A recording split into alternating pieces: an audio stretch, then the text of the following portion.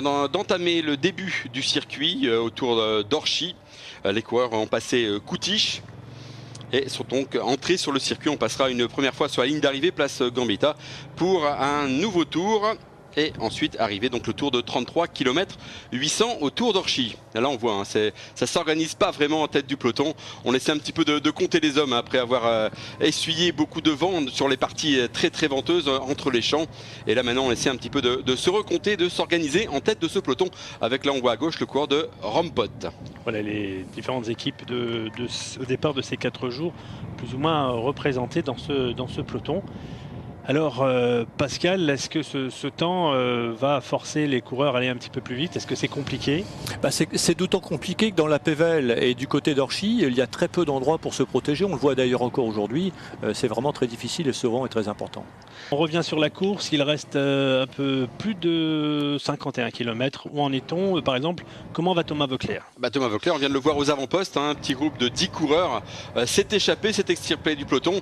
Et parmi eux, il y avait également Sébastien Minard ou encore le portugais José Gonçalves qui ont tenté de fausser compagnie. Ils ont compté une quinzaine de secondes d'avance et puis là le peloton est revenu sur ses fuyards et là on voit un coureur de la FDJ qui tente de fausser compagnie. On voit une course Pascal extrêmement dynamique avec évidemment le vent qui joue un rôle.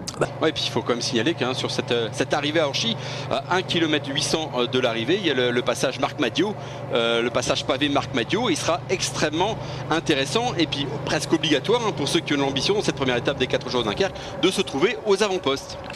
C'est vrai que c'est parmi les 3 coureurs que vous avez évoqués, Mathieu Boulot, Yoanni Otterabic et Florian Vachon, ont tous les 3 couru avec le club de Roubaix, Lille Métropole il y a quelques années. Donc ils sont habitués de ces épreuves, notamment les 4 jours de Dunkerque, mais aussi Isberg, Fourmi, des épreuves qu'il faut absolument mettre en évidence chez nous. Donc ils ont l'habitude de ces épreuves et ils peuvent également s'illustrer au plus haut niveau. Le Grand Prix de Fourmi désormais en catégorie Coupe de France, ce sera le dimanche 6 septembre prochain. Et puis il y a aussi bien des belles épreuves dans la région et un certain Tour de France de retour avec un passage par Cambrai et un passage par Arras. C'est toujours le moment incontournable du mois de juillet. Lorsque le Tour de France arrive dans le Nord, on le voit, c'est la fête. On le voit d'ailleurs sur ces 4 jours de Dunkerque, il y avait tout à l'heure déjà beaucoup de monde sur le site de l'arrivée. Et lors du Tour de France, c'est vraiment une fête exceptionnelle. C'est vrai que le passage du Tour, c'est fabuleux pour les supporters, pour le grand public. Et on le voit d'ailleurs avec un public qui est toujours très enflammé sur les routes du Nord. Que ça soit au Tour, évidemment, mais également aux 4 jours, que ça soit Isberg et Fourmi dont on parlait tout à l'heure. Le cyclisme nordiste a la chance d'avoir un public qui le supporte et qui vient sur le bord des routes. On entame ici le secteur 3, le secteur pavé numéro 3, qui est long de 1400 mètres. Le secteur Marc Madiot. Le secteur Marc Madiot, qui est lui par contre très difficile. Et on le voit, c'est un secteur qui est bordé d'arbres. Donc lorsqu'il pleut, lorsqu'il fait très, très humide, les pavés ne peuvent pas sécher aussi facilement que dans la plaine. Donc il faut être très très vigilant.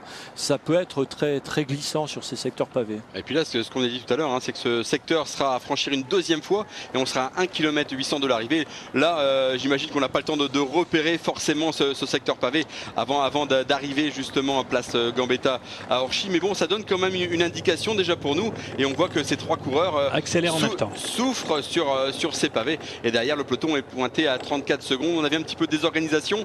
Europcar tentait de régler un petit peu l'allure de ce peloton et on a vu un coureur de la Pomme Marseille qui a essayé de désorganiser forcément puisqu'il a un coureur devant, c'est, je vous le rappelle, le Lituanien Ignatas Konovalovas. Puis là avec le vent et le soleil, la route a sans doute séché. On voit les coureurs de Cofidis là qui accélèrent en tête du peloton. Alors cette année dans Cofidis il n'y a pas Florian Sénéchal qui était grand animateur l'année dernière des 4 jours de Dunkerque, mais il y a quand même français du beau monde. Roubaix. Exactement, mais il y a quand même du beau monde dans cette équipe Cofidis. Orchy qui au début des années 2010 avait accueilli, qui avait été une ville d'arrivée du Tour de France. On en reparlera avec Dominique Bailly qui décidément cette ville adore le vélo puisque pour la 2e année consécutivement elle accueille l'arrivée, une arrivée des 4 jours de Dunkerque. D'ailleurs si vous étiez présent avec nous l'année dernière, c'était l'arrivée était jugée rue Jules Ferry. Là cette année donc c'est sur la place, un grand changement juste en face de l'hôtel de ville. Et un peu plus de soleil que l'an dernier, Fred. Oui, ça va beaucoup mieux. Et 36 secondes d'écart entre les 3 échappés et le peloton, toujours emmené par les coureurs d'Europcar. Grosse concurrence aussi là pour les 4 jours de Dunkerque. On rappelle que plein de de course se déroulent ce mois de mai et fleurissent aussi, on le rappelle, hein, Pascal. Oui, nous avions il y a une quinzaine d'années, une vingtaine d'années, qu'une grosse rivalité avec le Tour de Romandie. Et aujourd'hui, donc il y a eu une petite modification de calendrier. On se retrouve avec l'Azerbaïdjan, la Californie, le Tour d'Italie. Donc c'est vraiment très difficile de pouvoir permettre aux organisateurs d'avoir un plateau intéressant. Mais ce qu'a pu néanmoins faire les organisateurs des 4 jours, et notamment Joël Haussmann qui n'arrête pas de travailler pour cette épreuve. 30 km 400 avant d'arriver à Orchy, 24 secondes d'avance pour les 3 hommes de tête. Je vous rappelle la situation. Donc 3 hommes de tête, ensuite derrière intercalé, c'est Adrien Petit, l'Arageois, le coureur de Cofidis, qui est parti en embuscade derrière ces 3 hommes de tête. Et derrière, donc les 24 secondes, c'est par rapport justement au peloton, ce qu'il en reste, puisque cette course, cette première étape des 4 jours Dunkerque a déjà fait beaucoup de dégâts. On a signalé 2 abandons. C'est Vincent Jérôme et c'est Tom De Vrienne, le coureur de Wanty. Voilà, donc on voit le peloton qui commence à éclater, hein. Il y a plusieurs groupes qui se forment. Donc, les secteurs pavés qui commencent à faire la différence. Le secteur pavé qui a fait un peu la différence. Et il y a également le vent, là, puisque là on est dans la plaine d'Orchy. Donc le vent commence aussi à faire ses effets. On en est aussi à peu près à plus de 150 km de course, ou à peu près. Donc il y a la fatigue, le vent, les pavés. Donc on commence à avoir une course qui commence à se décanter. Il me semble que c'est 2 coureurs, 2 coureurs d'Europecar qui sont juste derrière. Très vigilants, ils étaient déjà en tête, hein, quasiment en tête du peloton, donc ils sont très vigilants et je pense que Coquard donc, a vraiment des espoirs pour cette étape. On parlait de Brian Coquard hein, qui sort d'une 5e place au Grand Prix de la Somme, qui a réussi de belles choses. Alors que là on continue. Hein. Adrien qui s'accroche, hein. un petit peu de mal, mais il veut rester dans la roue des 4 leaders pour l'instant de cette première étape qui s'achève, moins de 29 km. Il a bien fait de tenter, hein, à preuve, il y a un petit groupe, il y a 4 coureurs qui l'ont rejoint. C'est peut-être une excellente opportunité pour se retrouver et rattraper donc, les 3 hommes de tête. On va approcher d'Auchy, les Orchy. Et donc là ils sont 5 hein, maintenant. 5 maintenant à la poursuite des 3 hommes de tête. D'ailleurs le peloton pointé à 21 secondes dès justement ces 3 fuyards qui sont partis tout à l'heure, Teuns, Konovalovas et Damien Godin. Sera entre Fontaine-au-Pire et Maubeuge, donc étape numéro 2, 178 km 700 comme aujourd'hui. En tout, notez que ces 4 jours de Dunkerque feront 883 km 800, ce qui est plutôt pas mal. C'est Antoine Duchesne hein, pour le coureur d'Europecar. Là, celui qui ferme la marche, c'est Yoannis Utarovic, le champion de Biélorussie. Et je me demande d'ailleurs si Coquard n'est pas en 2e position. On reconnaît son gabarit. Il me semble, oui, ça doit être Coquard. C'est lui, c'est Coquard. Donc effectivement, Coquard a bien jaugé la course et Adrien Petit a bien joué. C'est-à-dire qu'en théorie, donc, ce groupe devrait rejoindre les 3 hommes de tête. Et à l'arrière, donc les Europecars ne rouleront plus. Donc il y a un bon coup à jouer. Il y a un bon coup à jouer là. Et le 5e coureur, on n'a pas encore parlé, c'est Björn Thuro, le fils hein, de Dietrich Thuro, qui était un grand coureur de piste, notamment vainqueur de pas mal de 6 jours. Maillot jaune du Tour de France, il avait gagné le prologue à Florence en 77 et c'était vraiment, hein, il avait gagné Liège-Bastogne-Liège également. Ah, c'est vrai que Coquard, Utarovic et Petit, c'est quand même un beau groupe de contre. Déjà, c'est un beau sprint en perspective et Coquard qui aura l'avantage d'avoir un équipier pour l'emmener éventuellement si l'échappée va au bout. Alors que là, hein, ils n'en sont plus que 4. C'est ce qu'on nous annonce, Utarovic. Le Dossard ensuite 97, c'est Björn Thuro et les 2 coureurs d'Europecar.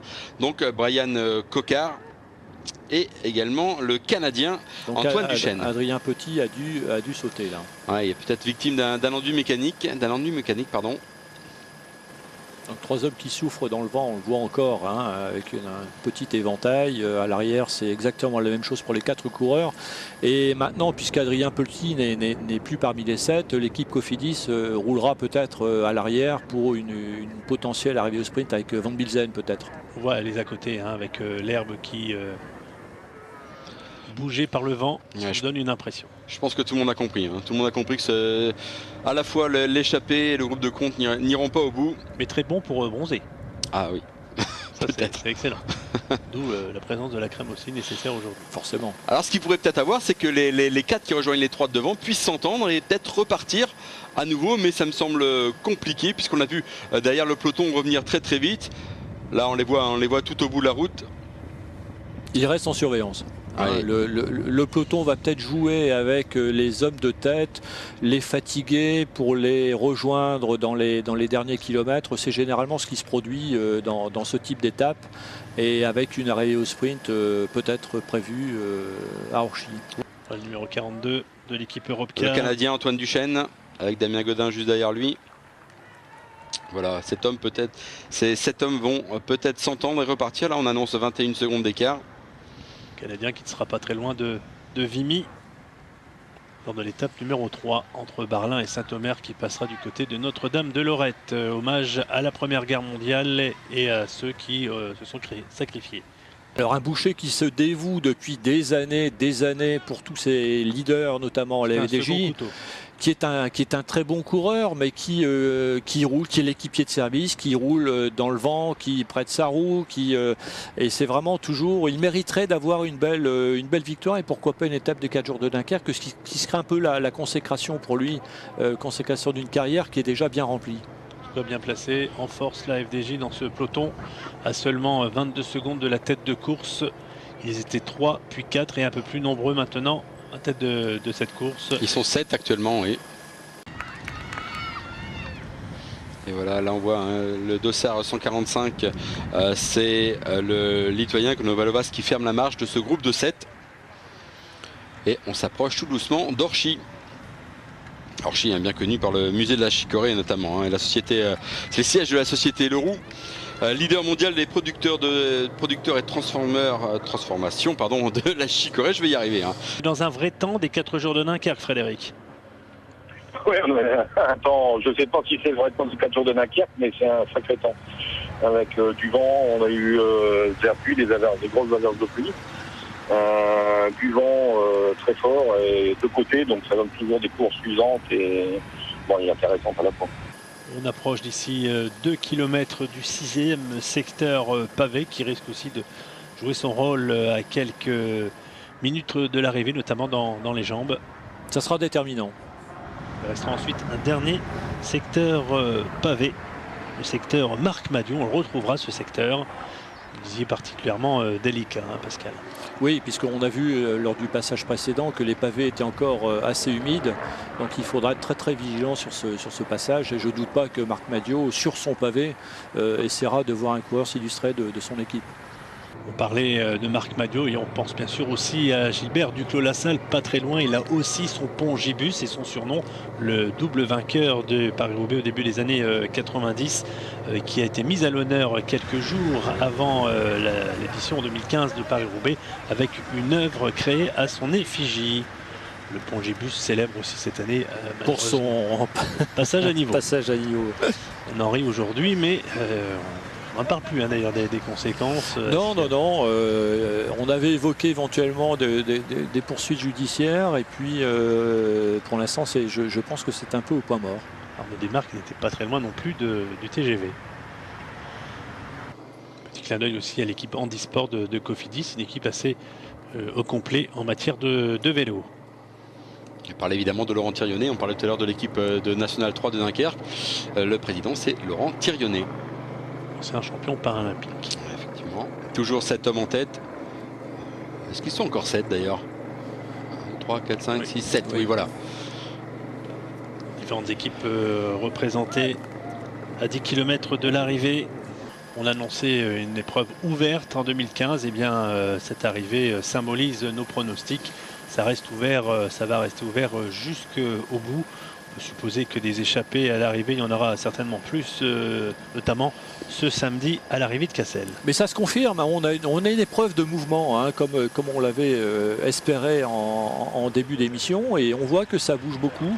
Avec quelques virtualités, notamment de la FDJ qui souhaite absolument revenir sur cette échappée, ne laissant pas une victoire d'étape potentielle à sa grande rivale d'Europcar, avec notamment Brian Cocard. Et on voit que dans le vent, le peloton s'étire et le groupe de tête parvient à garder 20 secondes d'avance à 5 km, un peu moins de 5 km de l'arrivée. Nous sommes à hauteur de Beuvry-la-Forêt, tout près d'Orchy. Alors justement, Pascal, Brian Cocard qui est un coureur de piste, on l'a dit également. Est-ce que justement dans ces 2 ou 3 derniers kilomètres, ça peut jouer. Oui, parce que Bryan Coquard est en plus un coureur très intelligent. Hein. Donc on l'a vu, il a bien su se placer, il sait bien économiser son coup de pédale. Il a ce qu'on appelle la giclette entre guillemets dans les derniers kilomètres. C'est un puncher. Hein, et il a une habitude de ses épreuves et de ses étapes qu'il a déjà enlevé à plusieurs reprises dans d'autres courses. Donc il a la science de la... Il est très jeune, hein, mais il a vraiment la science de la course. Il est sûr de son potentiel, il est sûr de sa force et de son sprint. Et je pense que peut-être que ça pourra très bien se dérouler pour lui, même si on voit qu'à l'arrière, ça revient 14 secondes. La FDJ doit faire effectivement un pressing et un forcing à l'arrière hein, pour pouvoir combler ces quelques secondes qui restent. Ouais, oui, et on voit d'ailleurs, ça temporise. Hein. Donc sur le secteur pavé, Damien Gaudin qui entame le secteur pavé, mais on voit il y a vraiment beaucoup moins de conviction.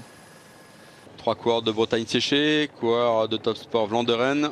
Première bonne nouvelle pour Alain Deleuil, directeur sportif de Cofidis. C'est bien son équipe, ses couleurs ont été remarquées à travers Adrien Petit, l'un des principaux animateurs de cette première étape et des dernières longues minutes, hein, puisque depuis quelques minutes on voit apparaître Adrien Petit. Vous voyez beaucoup de soleil, le soleil qui éclate, heureux certainement d'être à l'arrivée de cette première étape, tout comme Weo. On rappelle que vous pourrez suivre chez nous en direct, comme maintenant, l'intégralité des 90 dernières minutes de chaque étape jusque dimanche. Ça a commencé à Dunkerque, les 4 jours de Dunkerque.